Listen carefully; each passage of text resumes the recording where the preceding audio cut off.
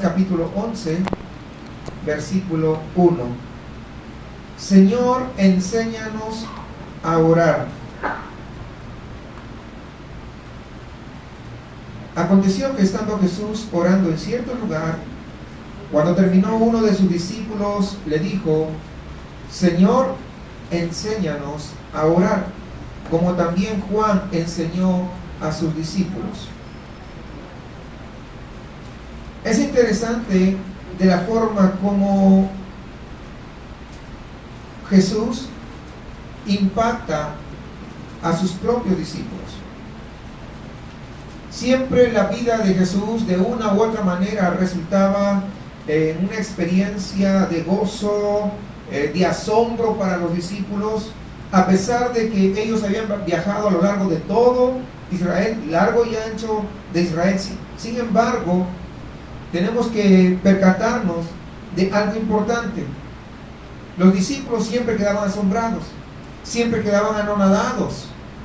¿Por qué? Porque habían visto el poder de Dios, el poder de Cristo contra las enfermedades, contra la muerte, contra la desesperación, por toda la tierra, enfermedad que se presentaba. El Señor estaba allí dispuesto a compadecerse, a extender su misericordia sobre las personas. Definitivamente, ellos eran testigos de primera mano, eran testigos oculares. A ellos nadie le contó que los cojos andaban, que los ciegos veían, que el muerto pues resucitó. Nadie le contó. Ellos eran testigos oculares. Sin embargo, a pesar de eso, siempre quedaban sorprendidos. A pesar de eso, quedaban tan sorprendidos porque veían los inválidos, ahora estaban corriendo, saltando. ¿Quién no se va a sorprender de eso? Alguien que nació sordomudo, ahora podía escuchar y podía hablar. ¿Cómo no sorprenderse de eso? Y entonces estaban continuamente sorprendiéndose de los milagros, pero también de la sabiduría que Jesús demostraba. Y ellos de alguna manera podían comenzar a pensar: ¿de dónde tanta sabiduría? ¿De dónde tanto poder? ¿Cómo tantos milagros se pueden ver? ¿Cómo esa capacidad para hablar? Esa capacidad para poder ellos percibir que fluía de parte de Jesús. A pesar que comían con Él, dormían prácticamente juntos, sin embargo ellos siempre estaban sorprendidos por todo lo que emanaba de la vida de Jesús. Tal vez en esta oportunidad los discípulos estaban observando a Jesús, cuando de repente uno de ellos, cuyo nombre no se menciona, cayó en cuenta en su corazón de que de algún modo aquel asombroso poder que Jesús tenía estaba relacionado con la vida de oración de Jesús. Y cuando él hubo acabado de orar, este discípulo, que no se menciona su nombre, y a nombre de todos, como en representación de todos, le dice: Señor, enséñanos a orar. Él se encontraba conmovido por la oración que había escuchado de Jesús. Era tan diferente a la oración que había escuchado muchas veces en la sinagoga o en el templo. No se parecía nada a la oración que ellos practicaban tal vez en la casa. Porque recuerde, no es que ellos no sabían orar. Los judíos desde pequeños son enseñados a orar. Ellos sabían orar, pero a pesar de eso, Él les dice: Señor, enséñanos a orar. Hay gente que porque tiene un tiempo dentro de la iglesia cree que ya sabe orar. Algunos porque de repente predican, creen que saben orar. Conozco varios que predican y no saben ni siquiera orar. Hay gente que tiene tiempo o años en la iglesia, o ocupan un puesto de repente dentro de la iglesia y ya creen que saben orar. Pero aquí vemos a este discípulo: Señor, enséñanos a orar. ¿Qué está diciendo? Está diciendo: Señor, yo necesito aprender de ti. Y esta petición o este pedido es bastante significativo. ¿Por qué? Porque a pesar que ellos oraban, sin embargo ellos le dicen, él le dice: Señor, enséñanos a orar como Juan enseñó a sus discípulos.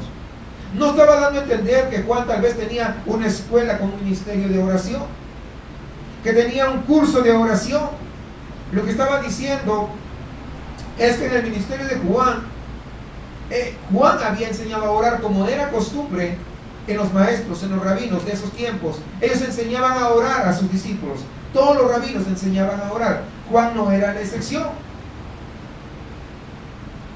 Señor, antes yo era discípulo de Juan y él me enseñó a orar, pero tú no nos has dicho nada respecto a la oración. Así que quisiéramos saber algo. Quisiéramos saber cómo lo haces. Porque nos hemos dado cuenta, a pesar que oramos continuamente, todo el tiempo que tengo de vida llevo orando, pero no sé orar. He observado que tú eres un maestro en la oración, que tú eres un especialista en la oración, que tú oras de manera diferente, no como yo oro, no como el que me enseñó a orar, no como se ora en mi casa, en la sinagoga. Tú eres diferente. Eso es lo que estaba dando a entender este discípulo cuando le dice: Señor, enséñanos a orar. Muchos oran con algunas palabras repetidas todos los días y creen que eso es oración. Peor tantito aquellos que solamente memorizan el Padre Nuestro y eso lo dicen una vez a la semana y creen que están orando.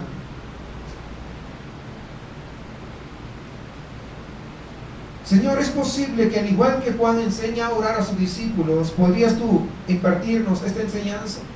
¿Que nos podrías tú de repente impartir ese secreto de cómo orar? Porque cuando te observamos nos damos cuenta verdaderamente que sabemos demasiado poco de la oración. Y no estoy hablando solamente de los que son nuevos en la iglesia. Yo considero que me falta aprender más sobre la oración. Me falta bastante. Señor, ¿podrías enseñarnos a orar? Hermanos, quiero que sepan, y esto quisiera que todos estén atentos, si hay una oración que está por encima de cualquier otra oración, sería esta que estamos viendo acá. Que cada uno de nosotros en la congregación podamos llegar a este punto de reconocer con sencillez y con humildad, conscientes de una necesidad grande, y poder clamar y decirle: Señor, enséñanos a orar. Porque cuando tú nos enseñes a orar, vamos a orar de acuerdo a tu voluntad, no de acuerdo a nuestro criterio, no de acuerdo a nuestra posición, no de acuerdo a nuestra opinión, no de acuerdo a lo que nosotros queremos hacer o pedir, sino a como tú quieres que te pidamos. Porque además, hermanos, les garantizo que cuando uno ora de acuerdo a la voluntad de Dios, esa respuesta viene porque viene. Pero cuando tú oras de acuerdo a tu opinión personal, ¿quién sabe? A veces Dios se mueve a misericordia. Pero eso no significa que sea la voluntad de Dios. Lo hemos visto muchísimas veces, Dios se mueve a misericordia. Pero eso sí. Pero no oramos a veces de acuerdo a la voluntad del Señor. La verdad de todas las cosas, hermanos, es que realmente muchas veces ni siquiera tenemos idea de cómo orar. Ni como individuos, individualmente, ni congregacionalmente como iglesia. Y alguien dirá: no, yo sí sé orar, es que yo tengo tanta experiencia. Pues déjame decirte de que la prueba que aún nos falta aprender a orar es que tenemos alrededor nuestro muchas personas que desfallecen. En un estudio anterior hablábamos lo que Jesús nos enseñaba. Aprendimos que Cristo nos insta a que oremos y no desmayemos. Que si oras no desmayas, pero si no oras vas a desmayar, vas a desanimarte. ¿Acaso no vemos alrededor nuestro gente que se desanima? Y estoy seguro que gente que está aquí también está algunos pasos a desanimarse. Falta de oración. Mucha gente dice: no, yo soy fiel, que no sé qué, y le voy a echar tantas ganas. Le puedes echar todas las ganas del mundo, pero si no oras vas a caer. Si no oras vas a desfallecer. Si no oras te vas a quedar a mitad de camino. hay que orar para no desmayar. Es decir, oras o desfalleces, una de dos, no hay más, no hay de otra. Cuando nosotros descubrimos el poderoso ministerio de la oración, ¿saben qué? No nos vamos a dejar arrastrar por el desánimo. No, es que Dios no me contestó, es que yo estoy pidiendo, llevo una semana orando y no me contestó. Y esa es una semana, imagínense. No, yo llevo un mes.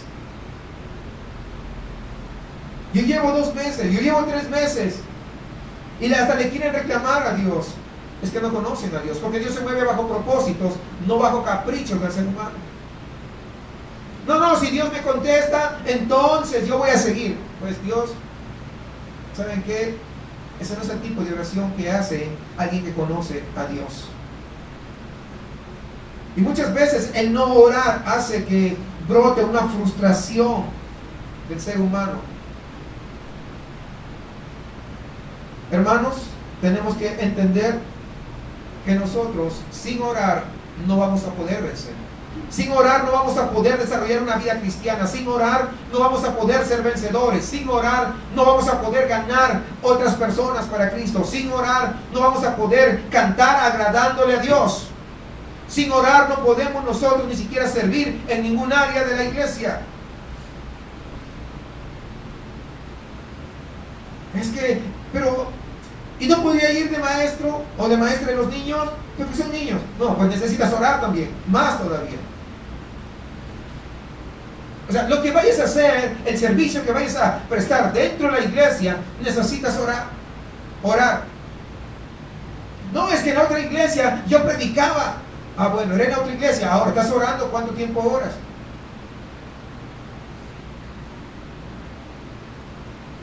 Y para hacer la limpieza, pues también tienes que orar. ¿Cómo que? Pues tienes que orar para hacerlo con la gracia de Dios. O sea, lo que vamos a hacer para las cosas de Dios, tenemos que orar.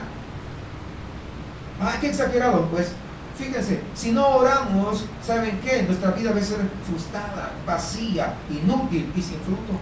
Necesitamos poner en práctica. La evidencia de las personas que no están orando, lo hallamos en que constantemente están desanimándose. ¿Conocen gente así? Que estaban en la iglesia y luego desaparecen de la iglesia. ¿De dónde creen que nace eso? Pues de la falta de oración. Yo pregunto, ¿cuántos quieren desanimarse? Levanten la mano. ¿Cuántos se quieren quedar a mitad del camino? Levanten la mano. ¿Nadie? Pues espero que todos estén orando. Hermanos, el desánimo está abundando por todas partes. La ansiedad, el temor, la culpabilidad y la desesperación. Es terrible lo que está pasando. Ahora, no puedo decir que todos. Puedo entender que hay algunas excepciones en este sentido y le doy gracias a Dios por ello, por las excepciones que hay. Sin embargo, hay hermanos que todavía les falta entrar a ese ministerio de la oración. Cuando eso ocurre, entonces van a poder conocer más del poder de Dios. Hay muchos que se sienten desfallecer. Muchos, de todas las edades, vamos. Porque algunos dicen, es que hay que orar especialmente por los jóvenes porque son los que más necesitan. Todo el mundo, los viejos también necesitan. Usted ve en las congregaciones, los jóvenes se alejan de Dios, pero los viejos también se van. Aún con todo, es que su experiencia no sirve de nada si no están orando.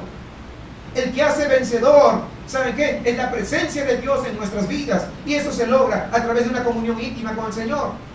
Los jóvenes que tienen comunión con el Señor van a vencer. Los adultos que tienen comunión con el Señor van a vencer. La única manera de poder vencer, ser verdaderamente vencedores, no es gritar. Yo les decía el día martes, guerreros, pero consagrados. No solamente es cantar.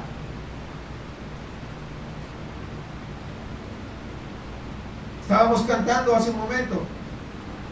Despertar a los valientes, creo que se llama esa canción, no sé. Y yo digo, ¿cuántos valientes habrá? Consagrados, esos deben ser los valientes. Esos son los valientes. Consagrados. Eso significa separados para Dios.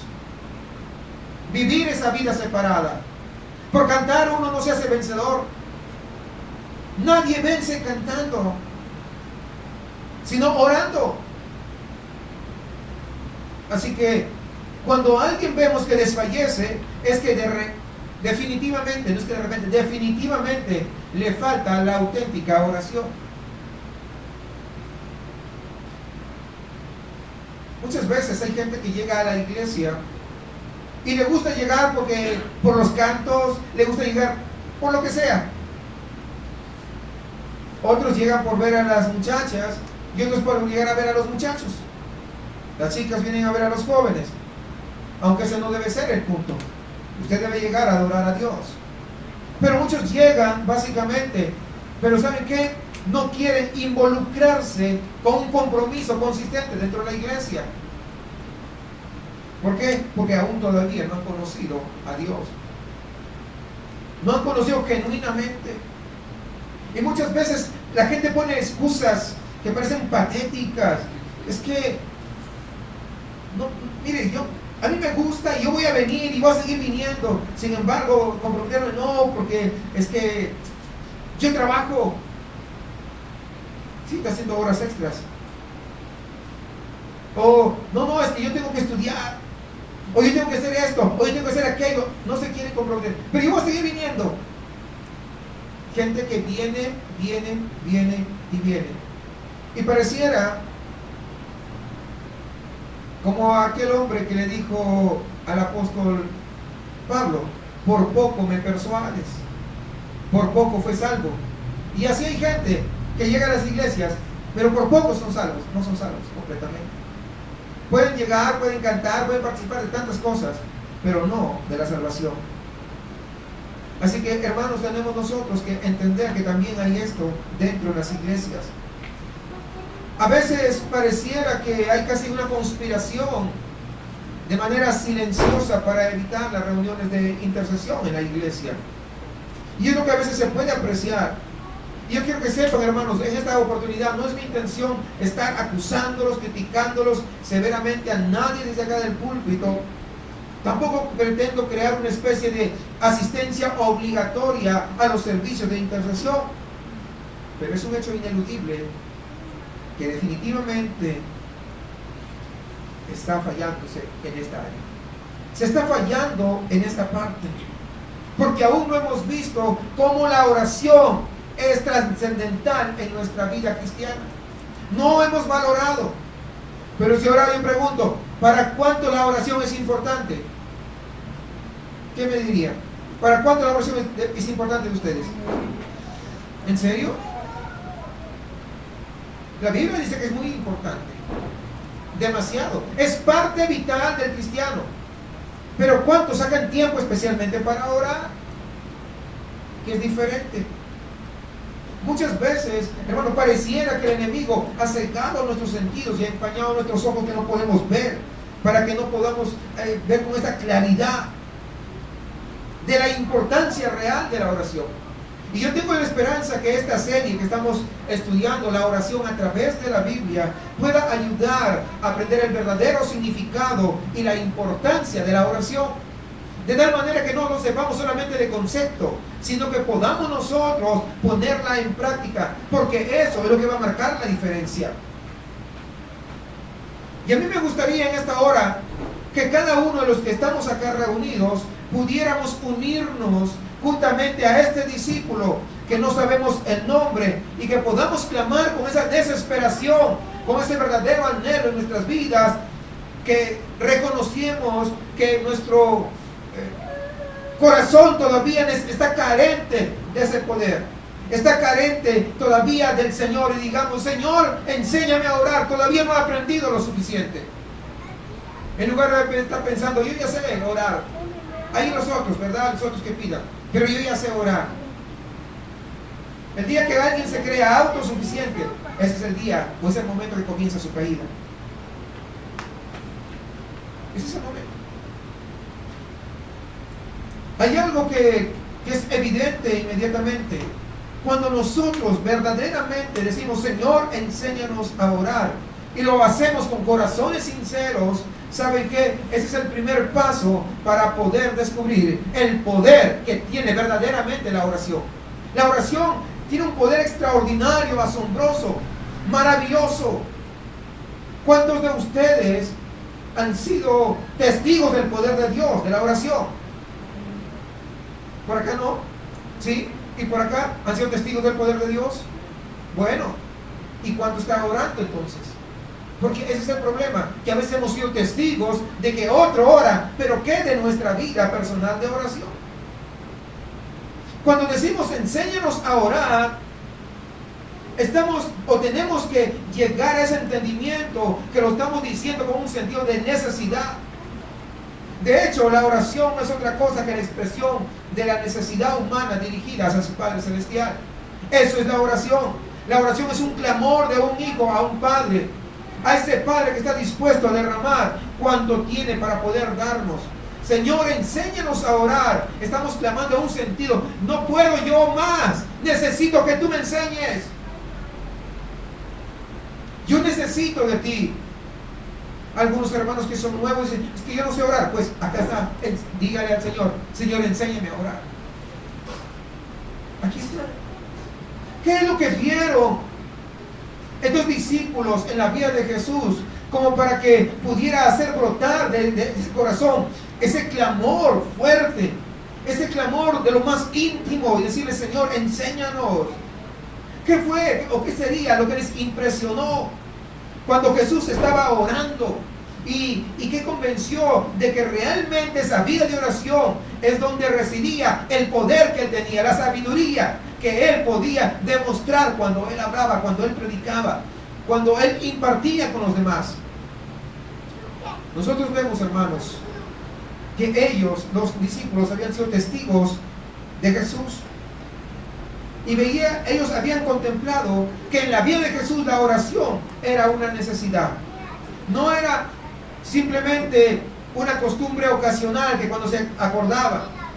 Era una costumbre de todos los días, permanentemente. Era una actitud de mente, de corazón. No oraba solamente cuando le sobraba tiempo. Porque estoy seguro que no le sobraba tiempo. Pero a pesar de eso, él sacaba tiempo para poder orar. Todo cuanto él hacía, cuanto él tenía, cuanto podía evidenciarse, era producto de la oración.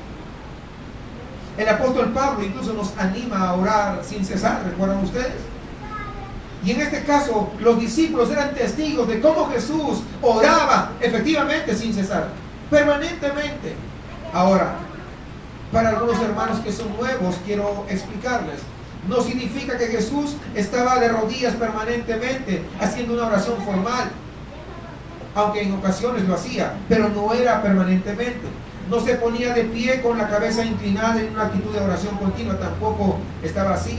Porque de haberlo hecho de esta manera, haberse hincado o haberse puesto en una manera formal como acostumbraban a orar los judíos, entonces no habría podido conseguir hacer nada de su ministerio. Tantos milagros, tantas cosas que él había desarrollado, ¿no? Él pudo mantener una vida de oración en medio de un ministerio increíblemente activo. 3 años le bastaron para poder hacer tantas maravillas, cosas que asombraron, hermanos, en solo 3 años. Pero déjenme decirles que él vivió como una vida de oración, una vida de oración continua. Él se vio sometido, como muchos de nosotros, a una vida increíble de presión, de continuas interrupciones, pero eso no le impidió orar. ¿Cuántas veces fue presionado? ¿Cuántas veces lo buscaban para matarlo y tuvo que salir, escapar? ¿A ti te han buscado para matarte? No creo que ninguno. Pero eso lo hicieron con Jesús. Pero él no dejó de orar. No, es que se le ponchó la llanta y ya se te fue las ganas de orar. Es que la vecina echó la basura a mi jardín y ya se le fue las ganas de orar. ¿Se dan cuenta? O sea, nada de eso debe impedir tu comunión con Dios.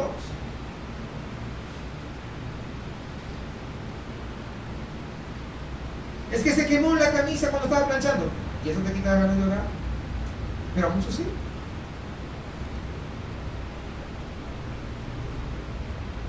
Estoy poniendo ejemplos de la vida cotidiana y podría seguir mencionando más. Pero quiero que entiendan que ninguna situación nos debe interrumpir nuestra vida de comunión con Dios. Nada. Porque estamos en una comunión con Dios, no con cualquier ser humano. Es con Dios. En medio de esa vida increíblemente ocupada, Cristo, hermanos, estaba en constante oración. Una oración permanente. Ahora, Él era una persona sumamente ocupada. Y a pesar de ser una persona ocupada, Jesús nunca fue tan ocupado para no encontrar tiempo para la oración. Siempre obtuvo el tiempo para orar. Él estaba orando en el Espíritu al mismo tiempo que sus manos estaban ocupadas, pudiendo sanando a los enfermos, dando gracias mientras partía el pan y alimentaba a 5,000 personas. Él estaba orando. Junto al sepulcro de Lázaro, dio gracias a Dios abiertamente antes de pronunciar esas palabras: Lázaro, ven fuera. Oró el Padre y un poder extraordinario se manifestó al resucitar a Lázaro. ¿Se dan cuenta? La oración es importante. Había siempre una continua sensación de anticipación de las cosas, sabiendo que el Padre iba a estar obrando por medio de Él. Así que, ¿por qué sabía eso? Porque Él estaba en una constante actitud de oración. Y este es el secreto de la oración. Este es el secreto de una vida de oración. Como es lógico, es algo que Él mismo dijo. Fíjense, algo que pudo hacer, pero miren lo que dijo. Quiero ir a Juan capítulo 5, versículo 19. Dice: el Hijo no puede hacer nada de sí mismo. El Hijo no puede hacer nada de sí mismo. Quiero que sepan que eso no eran sencillamente palabras. No era una frase piadosa que estaba simplemente diciendo, como a veces nosotros hacemos al pronunciar frases bastante piadosas. Qué extraordinaria esta frase, esta afirmación que está haciendo. Piense usted en el Hijo de Dios, el hombre perfecto, el que no tuvo pecado, el que prácticamente vivía cumpliendo adecuadamente con Dios y con los hombres. Además era un continuo deleite al corazón del Padre, que hacía siempre lo que le complacía. Pregúntese hasta qué punto Él, Jesucristo hombre, contribuyó. Habla de Jesucristo hombre.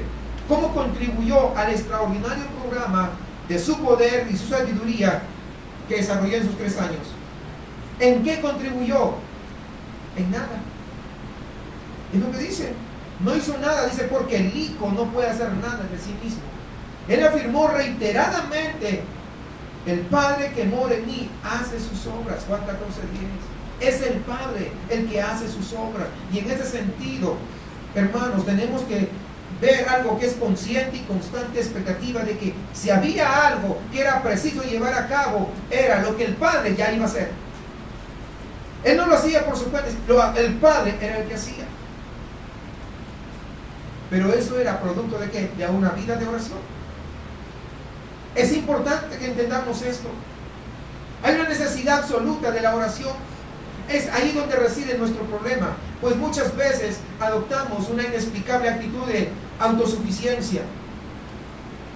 ¿En qué sentido? Yo sé, hermanos, que en oportunidades somos muy capaces o reconocemos nuestra insuficiencia, nuestra incapacidad y nuestra necesidad, y estamos dispuestos a orar. ¿Cuándo? Cuando estamos pasando problemas, cuando estamos pasando circunstancias difíciles. Ahí sí podemos orar. Ahí sí sacamos tiempo para pedir a Dios. Cuando perdemos el trabajo, ahí sacamos tiempo para orar. Cuando hay problemas en el matrimonio, ahí sacamos tiempo para orar. Pero cuando todo va bien, entonces pareciera que ya no tenemos tiempo para orar. Cuando se siente alguien deprimido, pues porque está pasando de repente una situación difícil, o se siente abrumado de repente por alguna circunstancia, no es difícil orar. A los que, incluso los que alguna vez visitaron la iglesia, cuando pasa esa situación, se ponen a orar. ¿Saben por qué? Porque tienen ese sentido de necesidad y saben que necesitan ayuda. ¿Tú eres consciente de eso?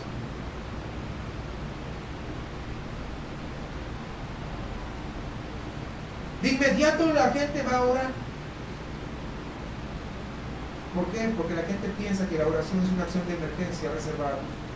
Piensa que la oración es como marcar a ¿qué? 911, ¿no? ¿Sí? ¿De emergencias? El 911. 066. Parece que la oración es así. Para utilizar la oración en momentos cuando nos encontramos en una circunstancia difícil. Cuando estamos bajo estrés, bajo presión tal vez. Pero cuando nos sentimos perfectamente bien, competentes, entonces hay muchas cosas que puedo hacer por mí mismo. Soy joven, o tal vez no soy tan joven, pero tengo fuerza, vamos. Así que yo puedo hacer tantas cosas. Pero cuando necesite ayuda, ahí voy a orar. No tienen una vida de oración continua. Solamente oran en los momentos de necesidad. Por ahora me puedo arreglar estas cosas. Yo los puedo hacer. Pero el secreto de la vida de Jesús es que Él nunca dijo eso. Ni siquiera se le ocurrió pensarlo por una sola vez. Nunca se dijo a sí mismo: mi capacidad, mis antecedentes, mis conocimientos, mi habilidad que me ha dado el Padre como hombre me hacen que sea competente para hacer ciertas cosas. Nada de eso dijo. Nada. Mire, yo puedo hacer como me dio capacidad, como tengo esto, aquello del Padre, yo lo voy a hacer por mi cuenta. Lo dijo, no vemos en ninguna parte, dice. Él dijo, el Hijo no puede hacer nada de sí mismo, es decir, que depende del Padre. Y a veces nosotros creemos que podemos hacer gran cosa. ¿Cuánto tiempo oras? ¿Te oras todos los días? Sí, dirá alguien. ¿En qué momento oras? Cuando voy a comer, antes de comer. A ver, algunos. Porque a algunos no, les da pena. Mucho más si van a comer en la calle. En una oportunidad me fui con un joven de la iglesia. No fue acá por si acaso, para que no vayan a estar diciendo: ya dijo que, a ver, van a mirar qué joven fue. No fue acá. Me fui con un joven a comer en un restaurante. Y cuando ya pedimos, nos atendieron, los platos estaban servidos y este muchacho de inmediato comenzó a comer, porque justamente cuando entramos había personas que lo conocían, y lo saludó y estaban en la otra mesa acostados, y nos sirvieron y él comenzó a comer, y yo me quedo mirando y le digo: ¿que no vas a orar? Se puso rojo y no sabía qué hacer. Yo voy a dirigir oración, y yo le dirigí la oración. Es que cuando no quería que lo vean las amistades, o cuando come en la calle para que no lo vean el resto, le da pena, le da vergüenza. Imagínense ustedes, algunos ni siquiera para orar, pero para comer, quiero decir, oran. Yo dije: no, vamos a orar primero. ¿Por qué tener vergüenza de orar? Si estamos orando a un Dios todopoderoso, a un Dios excelso, a un Dios maravilloso. Estamos orando al que es nuestro proveedor. El Hijo no puede hacer absolutamente nada. En una ocasión Jesús le estaba hablando a una multitud, y la multitud comenzó a apretar ahí a la orilla del lago, y resulta que ya no podían oír con facilidad porque Jesús estaba ahí y todos, y ahora estaba el mar a este lado. Entonces vuelve a Pedro y dice: ¿sabes qué, Pedro? Dame un rayo ahí en tu barca. Se subió a la barca y hizo que lo alejara un poco de la orilla y comenzó a predicar. Pero después de haber visto tantos milagros de parte de Jesús, dijo: ahora es que yo le estoy ayudando, le estoy echando una manito ahí a Jesús. Tanto me ha bendecido, así que, pues imagínense, invitado especial, Jesús en la barca. Ustedes se imaginan, el que había hecho tantos prodigios, tantos milagros, ahora él era el invitado. Así que se sintió de repente como que podías hacer algo por el maestro. Cuando el Señor ya pues sabía todas las cosas. Cuando termina de predicar, de dar el discurso del día, el maestro le dice a Pedro, ¿sabes qué, Pedro? Boga mar adentro. Está en Lucas capítulo 5 para los que quieren anotar. Es decir, boga allá mar profunda, o al lago profundo sería, porque estaban en el lago, ¿verdad? Ve al centro ahí. Y cuando Pedro rema hasta el centro del lago, dice, echen sus redes ahora. Echen las redes. Pedro como que le mira sorprendido, ¿no? Y hasta podemos imaginar, como mirándole, ¿qué? ¿Cómo me estás diciendo? Dice el versículo 5, respondiendo Simón, le dijo, maestro, toda la noche hemos estado trabajando y nada hemos pescado. Maestro, tú no sabes de pesca, yo soy el experto. Yo sé que tú eres un gran maestro, no hay duda que sabes hablar mejor que yo. Eres un hombre extraordinario, tienes un poder increíble, tienes una sabiduría maravillosa, conoces los secretos acerca de los cuales nosotros ni siquiera sabemos nada. Pero déjame decirte una cosa, maestro, cuando se trata de pesca, yo soy todo un experto. Y aquí en el lago se pesca de noche, no se pesca de día. Aquí, es más, si quieres saber algo de pesca, yo te puedo enseñar. Me ofrezco a darte clases gratuitas. Después de todo, maestro, recuerda una cosa, por si acaso se te haya pasado, ¿verdad? Yo soy hijo de pescadores. O sea, toda mi vida me he criado en este lago. Toda mi vida he estado aquí, he dado de comer a mi familia, he hecho mi negocio aquí. Sé dónde hay peces, sé dónde no hay peces, sé dónde los peces les gusta picar o dejarse, sí, ¿entienden? Ok. Y sé dónde no pica, pues, ¿para qué perder el tiempo? Señor, yo estaba acá pescando toda la noche y no he cogido absolutamente nada. Mira, Señor, sigue mi consejo. Tú dedícate a predicar y déjame a mí la pesca, yo soy el experto. Escuchen, porque esta narración a veces se parece a la nuestra vida. Con otros términos, pero se parece a nuestra vida. El Señor le contesta a Pedro, echa la red. Algo en el tono del maestro debió haber roto esa resistencia de Pedro. Por eso Pedro le responde, necesito mi currículum y sabes, más en tu palabra. Fíjense, más en lo que me acaba de decir, ese convencimiento, más en tu palabra echaré la red. De modo que tiran la red al agua y no demora tanto. De inmediato se llenó esa red. Venían corriendo, los peces se llamaban unos, oye, venga para acá. Se llenó tanto, dice, que la red comenzó a romperse cuando intentaron meter el pescado allá a la barquita. Allá al fondo de la barquita, al fondo hay sitio, dicen ellos. Y no, ya no había sitio.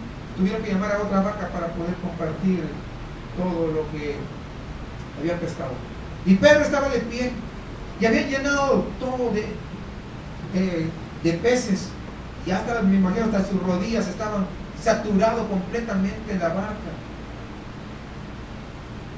Y en ese momento le cae el 20, que ahí estaba el maestro. En ese momento levanta la mirada con dolor, con asombro, le dijo, aparte de mí, Señor, porque soy un hombre pecador. ¿Qué quiso decir? Lo que Pedro quería decir, Señor, yo entiendo lo que tú eres ahora, en estos momentos. Me doy cuenta, fíjense, quiero que entienda esto. Me doy cuenta que aún en los aspectos de mi vida en los que me siento perfectamente competente, te necesito.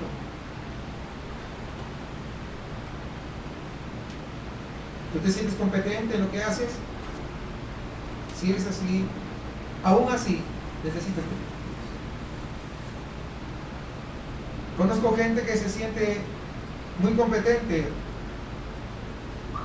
en lo que hace. Casi siempre que me subo a los ecos, yo les digo, ¿por qué manejan tan brusco? Pues tenemos experiencia nosotros, que no sé qué. Y además somos aquí del norte, así manejamos acá. En Monterrey se maneja así. Tienen que manejar a la ofensiva y a la defensiva. Pero esto no es ni defensivo, es más ofensiva que defensiva. A veces cuando se pasan el semáforo rojo, ¡ey! Te hacen el semáforo en rojo. Es que así somos los de los ecos, pasamos en, ya saben. Y si te chocas con otro, no, sabe que en rojo se tiene que dar preferencia a los taxis. Se creen muy listos, de hecho, y a veces les he puesto a pensar, le digo, ¿tú sabes que en una de esas podrías morir por sentirte tan listo? ¿Tú sabes que el único listo se llama Cristo? Ya, inmediato baja en la versión cuando les hablo de Cristo. Y como que ya no quieren escuchar, pero sea bueno porque yo hasta donde voy no voy a bajar. Así que tienen que escucharme durante todo el tiempo. Les voy a hablar de Cristo. Que su competencia es nada comparado ¿a quién? A Dios. Esto es lo que nos está enseñando, amados hermanos, esto. De que aunque nos sintamos perfectamente competentes, tenemos que reconocer que necesitamos al Señor. Es algo que tenemos que aprender, que no hay ninguna actividad en nuestra vida que no requiera oración, que no requiera que estemos a la expectativa ante lo que Dios está obrando. Yo recuerdo en una oportunidad, me contrataron para hacer un programa.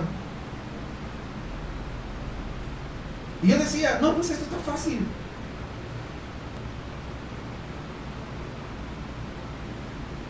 Y me dijeron, ¿cuánto nos cobra? Tanto. ¿En cuánto tiempo? 7 días. Es que lo queremos para 3. Yo soy competente, pero no tanto tampoco. Pero saben que oré al Señor y dije, Señor, yo sé hacer estas cosas, pero sé que tú eres el más experto que yo. Tú eres el sabio. Todo mi conocimiento, es nada ante ti. ¿Puedo hacer este trabajo o no lo puedo hacer? Yo pongo esto en tus manos. Necesito que me dirijas, necesito que me ayudes, necesito de tu ayuda. Y definitivamente, ¿saben qué? El trabajo salió en 3 días. Completo. Pero es cuando uno pone su competencia a los pies del Señor. Cada vez que tú vas a emprender algo, necesitas definitivamente la oración. No hay otra opción, hermanos, sino la oración. No cuando consideremos necesario. La oración no ha sido diseñada para los casos de emergencia, cuando tenemos los grandes problemas de la vida. No necesitamos empezar a orar ahí. Ahora es que necesitamos empezar a orar, para que cuando lleguen los grandes problemas no nos detengan, sino que sigamos avanzando. Es como cuando, por ejemplo, si el gobierno no tiene presupuestos suficiente para los desastres naturales que se puedan presentar, viene un huracán Alex, y si no tienen el presupuesto, la ciudad se va a quedar estancada. Pero si tienen presupuesto, de inmediato van a comenzar ¿a qué? A reconstruir todo de inmediato. ¿Por qué? Porque hay un presupuesto, hay un fondo. Ese fondo en el cristiano se llama oración. Cuando venga la situación más dura y más terrible, usted tendrá alojado ahí en su banco de la oración todo lo que estaba haciendo a lo largo de este tiempo. Y cuando venga la circunstancia difícil, usted no se va a quedar como muchos se quedan a mitad de camino. En ese momento quieren empezar a orar, pero si usted tiene su banco de oración, déjeme decirle que usted va a poder atravesar. ¿Cuántos entienden eso? No es solamente el 066 espiritual la oración. Cuando yo no puedo hacer nada, llamo a auxilio. No. ¿Saben qué? No funciona así la oración. La oración tiene que ser constante. Voy a escribir esta carta. Señor, ayúdame para poder redactarla de la mejor manera. Ayúdame, dame entendimiento, dame sabiduría. Hermanos, cuando tenía que hacer la documentación para migraciones acá, yo no pagué a ningún tramitador y abogado, nada. Yo decía, Señor, ayúdame a hacer esa carta. Y yo me ponía a hacer la carta en la computadora y así lo llevaba y así lo aprobaron y así salió todo mi proceso. No gasté absolutamente nada en cuanto a la parte de asesoría, vamos a decir. Porque si cobran y cobran bien. Pero pedía siempre la ayuda del Señor. Porque Señor, necesito que tú me ayudes, me des sabiduría para que tu nombre sea glorificado. Porque el Hijo no puede hacer nada de sí mismo. Yo no puedo hacer nada. Señor, hoy tengo la entrevista de trabajo. Ayúdame. Pon palabras en mi boca. Que pueda pasar esa entrevista si es tu voluntad. Y si me va a permitir servirte, honrarte a ti. Señor, tengo que presentar mi examen mañana. He estudiado. Y necesito que me ayudes en ese examen. Mire, hay tantas cosas por qué orar. Tengo que presentar el informe de mi trabajo. Viene el supervisor y ayúdame a hacer este informe. Señor, necesito de ti. Señor, voy a participar de esta situación o de este juego, yo qué sé. Usted sabe que estando jugando fútbol, de una patada le pueden quebrar la pierna tan fuerte que se creía. ¿Sabe o no sabe? Le pueden romper la cabeza. ¿Sí? ¿Cuántos de los muchachos oran antes de jugar un partido de fútbol? Ni siquiera se acuerdan de Dios. Y en la cancha menos, se les sale hasta el apellido. ¿Se dan cuenta? ¿Entienden que la importancia de la oración es para todo? Para todo. Para todo, hermano. Estoy buscando una casa, Señor. Mañana voy a visitar a ver esa casa que me estaba ofreciendo. Dame dirección si esa es la casa, realmente va a ser de beneficio o no va a ser de beneficio. Porque de repente me toca con un rentero problemático que me va a querer hacer romper mi comunión con Dios a cada rato. ¿Sí me entienden? Hay que orar. ¿Se dan cuenta que tenemos tanta necesidad de orar? ¿Cuántos entienden eso? Claro que sí. Hermanos, todas necesidades interminables que podemos nosotros enumerar y llegar a ese entendimiento que necesitamos orar. Pero ¿está orando por todos ellos? Pregunto yo, honestamente. ¿Se dan cuenta que hay cosas? No, esa yo me las arreglo yo solo. No lo dice así, pero es lo que hace finalmente. No pide dirección de Dios. Alguien le preguntó a una hermana que trabajaba como empleada ahí en una casa: hermanita, dígame, ¿cuál es su método de oración? Y a mí me encantó la respuesta. Fíjense, esta hermanita que trabajaba ahí le dice: yo no sé nada acerca de métodos. Yo sencillamente oro de la siguiente manera. Cuando yo lavo la ropa, oro diciendo: Señor, lava mi corazón y déjalo bien limpio como esta ropa. Pero a mí cuando me toca planchar, entonces le digo: Señor, dale un planchazo a todos los problemas que ya no soy capaz de resolver. Cuando barro, le digo: Señor, barre todos los rincones de mi vida de la misma manera que yo barro este suelo y lo dejo limpio. Una oración que todo mundo hace. Una oración sincera. Que no esté buscando palabras bonitas para impresionar a Dios, porque ninguna palabra me impresiona a Dios. Él se las sabe todas y más de lo que tú sabes. Lo que le impresiona a Dios y la oración que el Señor escucha es una oración sincera, una oración genuina, que nazca en lo profundo del corazón. Otra cosa que vio este discípulo en Jesús fue que la oración no solamente era necesaria, sino que además era perfectamente natural. No había ni la más mínima lucha a la hora de orar. No tenía que obligarse a sí mismo, porque para Jesús el orar no significaba una autodisciplina, no significaba obligación. No ponía su despertador, te toca orar, y se ponía a orar, casi como empujado para que ore. Brotaba naturalmente, permanentemente. Para él nunca fue una obligación, sino la oración era un deleite, porque sabía que a través de la oración el poder de Dios se manifestaba. Muchos quieren tener poder, pero no quieren orar. Eso es imposible. Pero Jesús sabía perfectamente de qué importante era la oración. Por eso que a veces pasaba horas y hasta noches enteras orando. E incluso cuando ya había demasiada multitud, había oportunidades en que se escabullía, se tenía que escapar. Ustedes lo han leído esa parte. Hermanos, no cabe duda que en algunas oportunidades también se sentía cansado porque era humano. Se sentía presionado. Y el orar no iba a resultar algo sencillo, algo fácil en esas circunstancias. ¿Se recuerdan aquella vez en el Getsemaní que estaba una presión tremenda? Debe sentirse así, como sus discípulos, cansado, soñoliento, destrozado emocionalmente, porque él sí sabía lo que venía. Él conocía lo que iba a venir, y eso ya lo hemos explicado en la serie de Semana Santa.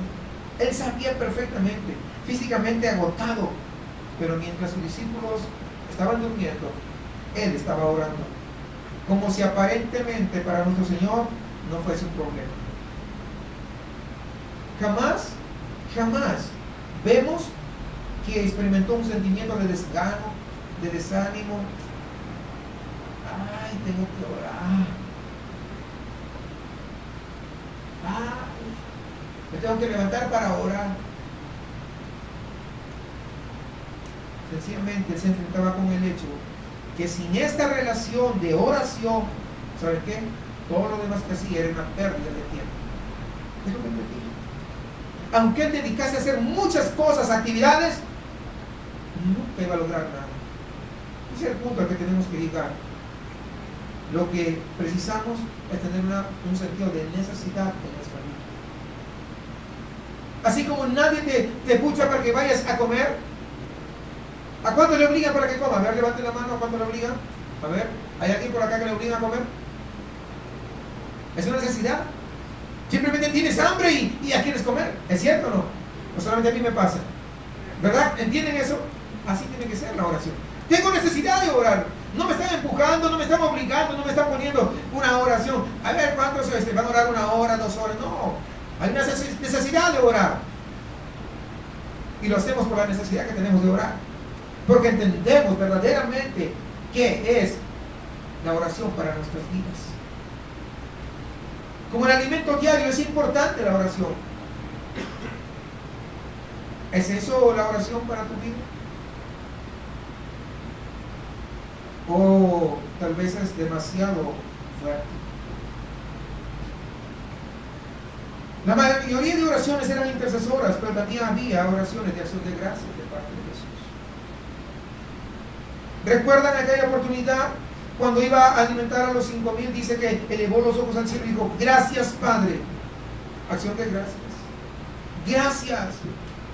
Siempre, siempre, siempre las oraciones de Jesús fueron con mucha gratitud. Pero había otras oraciones para pedir consejo de parte del Padre. ¿Recuerdan ustedes cuando Jesús iba a escoger a sus discípulos? Antes de escogerlos, dice que pasó toda la noche en oración. ¿Qué estaba haciendo? Estaba recibiendo dirección de parte del Padre. ¿Haces tú eso? ¿Pides dirección de parte de Dios para poder emprender alguna cosa? Algunos de repente quieren emprender un negocio, pero no han pedido dirección de parte de Dios. El que sabe el futuro es Él. Y Él sabe si va a ir bien o no va a ir bien el negocio. Y Él te puede decir: no hagas el negocio. O te va a decir: sí, hazlo porque yo estoy contigo, te voy a ayudar. Lo que tú vayas a emprender tiene que estar dirigido por Dios. ¿Cuánto le gusta el éxito? No es por declararlo, es por pedir dirección de parte de Dios. Mejor dicho, voy a preguntar la pregunta al revés. ¿A cuánto les gusta fracasar? Levanten la mano. ¿Le gusta fracasar? ¿Le gusta fracasar? Pues si no le gusta fracasar, pida dirección de parte de Dios. Pida dirección de parte de Dios. Los jóvenes, pidan dirección de parte de Dios. ¿Con quién se van a casar? Porque yo estoy seguro que algunos hermanos que ya están casados y después conocieron a Dios y su esposo o su esposa no es cristiano, dirán: ¿por cómo me gustaría que mi esposo estuviera acá? ¿Cómo me gustaría que mi esposa estuviera acá? Pues oren, nada más, no le queda de otra. Pero si hubiera sido cristiano en su juventud, hubiera tenido que pedir dirección de Dios para poder saber si el esposo o la esposa estaba en la voluntad de Dios. Dios le iba a dar dirección. No debe haber fracasos. Necesitamos, hermanos, recibir esa iluminación de parte del Padre, así como lo hizo Jesús. Jesús reconoció que su sabiduría era inadecuada para elegir a los 12. De modo que, ¿sabe qué? Va y está en oración toda la noche y le pide consejo al Padre. Y comienzan a repasar, me imagino, ahí juntos la lista. Hablaron de cada uno de ellos. Y el Padre le iba diciendo qué es lo que tiene que hacer cada uno. ¿Cuál de ellos era? Allí en la oración, incluso fue elegido Judas. A pesar que sabía que iba a traicionar a Jesús. No es que Dios lo predestinó para que sea así, como algunos dicen. No. Él lo buscó y Él hizo las cosas. Hermanos, más adelante en Juan 17 tenemos una oración poderosa, mediante la cual pide por sus apóstoles y por medio de ellos por toda la iglesia. Dice Juan 17:20, pero no ruego solamente por esto, sino también por los que han de creer en mí por medio de la palabra de ellos. Estaba orando por nosotros, intercediendo. El Señor oró por Pedro. ¿Recuerdan ustedes cuando Él sabía que Pedro iba a caer, que Pedro lo iba a negar? Y dice, Pedro, yo he rogado por ti para que tu fe no falle. Recuerdan que esa noche tanto Judas como Pedro negaron al Señor. Pero la diferencia fundamental entre Judas y Pedro en este aspecto era que Cristo había intercedido por Pedro ante el Padre. Había estado orando. ¿Te das cuenta? Lo que marca la diferencia que marca una oración de intercesión. Claro. No sé si van entendiendo la importancia de lo que es la oración. Finalmente la oración que pronunció ahí en la cruz, cuando ya estaba crucificado, y le dice, Padre, perdónalos porque no saben lo que hacen. Qué tremenda oración. Qué tremenda oración, hermanos. La que podemos nosotros ver aquí está en Lucas, para que estamos notando, 23:34. Qué maravilloso es que podamos ver cómo Jesús oró. Por eso Él tenía toda autoridad para poder enseñar a orar. Por eso que podemos confiar en que Él nos va a enseñar correctamente. Por eso que nosotros podemos poner nuestra fe en Él y decirle, Señor, enséñanos a orar. ¿Qué es lo que pasa? Que de repente a veces estamos tan ocupados cuando se menciona el tema de la oración. Mire, vamos, tal día hay oración. Es que justo ese día tengo que lavar. Es que justo me toca ir al gimnasio ese día. Es que justo me programaron horas extras ahí. ¿Y pero qué es la oración? Todos de alguna manera sabemos de la necesidad de la oración, pero cuando ya nos toca de manera individual la oración, como que comenzamos a fallar. No, la oración. No, si tuviera tiempo yo iría. Nunca van a tener tiempo. Pero también es posible que por ahí esté susurrando una voz con dos ideas muy astutas acerca de la oración. Tal vez te esté diciendo, claro que Jesús oraba así, pero tú esperas vivir como Él lo hizo, porque algunos comienzan, ahí llega ese pensamiento. ¿Crees en serio poder alcanzar el nivel que alcanzó el Hijo de Dios? Y cuando llega ese pensamiento, comienzan a bajar. ¿Acaso no es evidente que semejante clase de vida está muy por encima de ti? Después de todo, tú no eres más que un cristiano sencillo y corriente. Ni siquiera eres nada en la iglesia, pues. El enemigo metiendo las ideas. ¿Para qué? Para traerte desánimo en cuanto a la oración. Aquí esta iglesita Después de 20 siglos que Jesús orase, ¿crees que tú puedas orar del mismo modo que Jesús? Hermanos, ¿saben qué? No se deje engañar por ninguna de esas cosas que pueden estar llegando, porque eso es, ya sé cómo funciona. Pero el enemigo también podría estar diciendo, bueno, la verdad es que Jesús oraba como lo hacía porque tenía una sensación continua de necesidad, y cuando hay necesidad es fácil orar. ¿Sabe qué? No era así. Así que hoy no tienes necesidad, no te molestes en orar. Hoy no estás enfermo, no, entonces no oras. ¿Para qué oras? Hoy tienes buen trabajo, ¿no? ¿Para qué vas a orar? ¿Vas a perder tiempo? No, así estás tranquilo, estás muy bien. Cuando tienes necesidad, ahí te pones a orar. Y muchas veces hemos hecho caso a esa voz de solamente comenzar a orar cuando tenemos esa necesidad. Eso es una indicación engañosa que no viene de parte del Señor, porque la Biblia dice orar sin cesar. Orar sin cesar. Orar permanentemente. Porque, como les mencioné hace un momento, siempre estamos necesitados. Tanto si somos conscientes o no somos conscientes de nuestras necesidades, siempre estamos necesitados. Cuando nosotros pensamos que todo va bien, que no necesitamos la ayuda de Dios y que tenemos la vida bajo control, ¿sabe qué? Somos víctimas de ese engaño de Satanás. Cuando todo ni hora ni nada, cuando de repente ¡pah!, viene una situación en la casa, alguien se enferma, me llaman por teléfono, mire que está en el hospital. ¿Estuviste orando para estar preparado? Mire, pasó tal situación. ¿Estuviste orando? Lógicamente no les digo nada en ese momento, pero ahora es que les estoy diciendo, antes de. Es decir, la oración no es cuando hay problemas. Claro que sí, pero tiene que ser ¿qué? Todos permanentemente. ¿Sí entienden cuál es la diferencia? Porque cuando venga la situación, cuando venga la circunstancia difícil, vamos a estar fuertes, preparados. No nos va a agarrar desprevenidos y vamos a poder vencer. Hermanos, a veces digo, no, es que todo está bajo control, estoy muy bien y todo me va bien. Y vas con tu coche y un choque. No, que estaba bajo control, y ahí recién te pones a orar. No, hay que orar permanentemente, continuamente.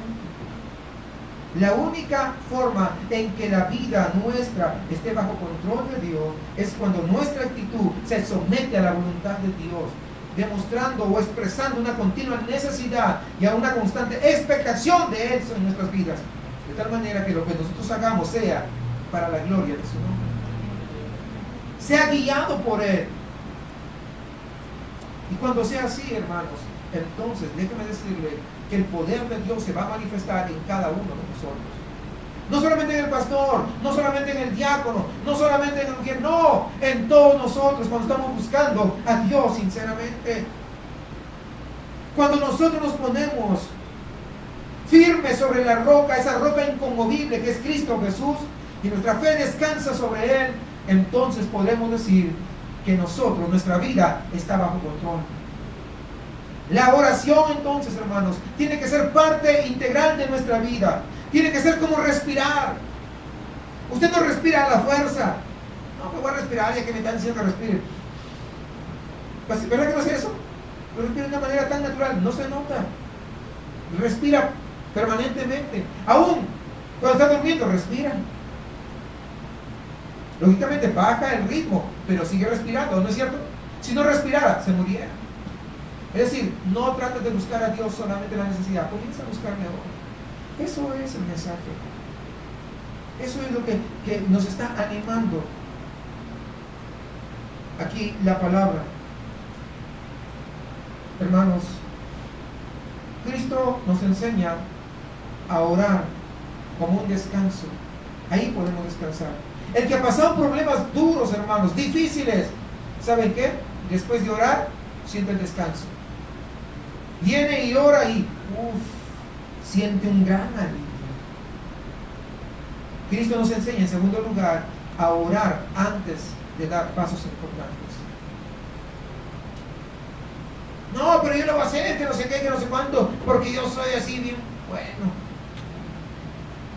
No, ora antes de tomar decisiones. Ora. Yo voy a hacer mi negocio, que no sé qué, porque yo quiero, ya no quiero ser esclavo de los empresarios. Ahora yo quiero ser dueño de mi propio negocio. Y muchas veces, y no oran. Y están perdiendo el tiempo una y otra vez. Y no les va bien, y otra vez. Y como dice en mi país, y vuelve la burra al trigo. Es cierto. ¿Saben por qué pasa eso? Porque no ha habido ¿qué? Oración. Porque no creemos autosuficientes. El trabajo en el cual tú vas a estar, pide dirección de Dios. Pero también nos enseña, Jesucristo nos enseña en tercer lugar, a orar como parte de nuestra vida diaria. Hermanos, algunos tienen tal vez un buen tiempo en las cosas del Señor. Otros tal vez tengan menos tiempo, como si es, evidentemente. Pero que todos podamos reconocer nuestras falencias en cuanto a nuestra relación con Dios y todos podamos decir, Señor, enséñanos a orar.